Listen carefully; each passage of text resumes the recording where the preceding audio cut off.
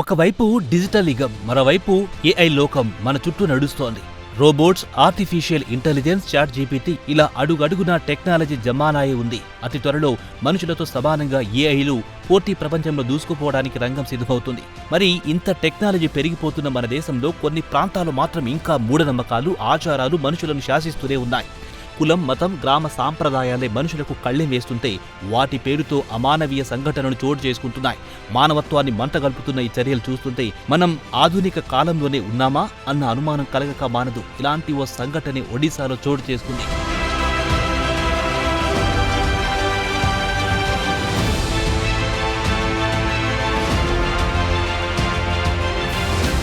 ఒడిశాలోని రాయగఢ్ జిల్లా కాశీపూర్ సమితిలో దారుణం చోటు చేసుకుంది.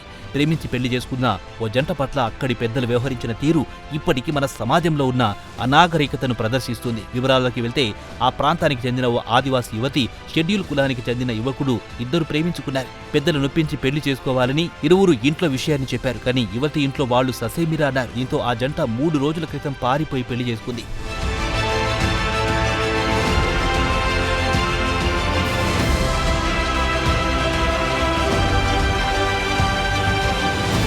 అక్కడి నుంచి ఆ ప్రేమ జంటతో పాటు వారి కుటుంబ సభ్యులకు కష్టాలు మొదలయ్యాయి. గ్రామ కట్టుబాట్లు ఉల్లంఘించి కులాంతర వివాహం చేసుకున్నందుకు గ్రామ పెద్దలు యువతి కుటుంబ సభ్యులను ఊరి నుంచి వెలివేస్తున్నట్టు వెల్లడించారు. ఈ శిక్ష నుంచి తప్పించుకోవడానికి మరో ఆఫర్ ఇచ్చారు. శిరోముండనం చేసుకుని మూగ జీవాలకు బలిచ్చి పారిపోయి పెళ్లి చేసుకున్న జంట పేరుతో పెద్ద కర్మ చేయాలని ఆదేశించారు.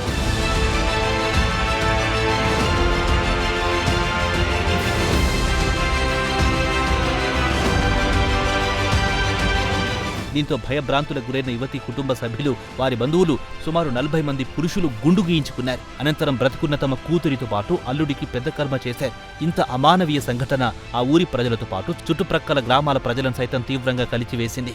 పోలీసులు మాత్రం తమ దగ్గర ఈ ఘటనకు సంబంధించి ఎటువంటి సమాచారం లేదని చెబుతుంటే ప్రస్తుతం ఈ వార్తతో పాటు యువతి కుటుంబీకులు గుండు గీయించుకున్న పిక్స్ తెగ వైరల్ అవుతున్నాయి. ఇదేనా డిజిటల్ యుగమని నెటిజన్స్ ఫైర్ అవుతున్నారు.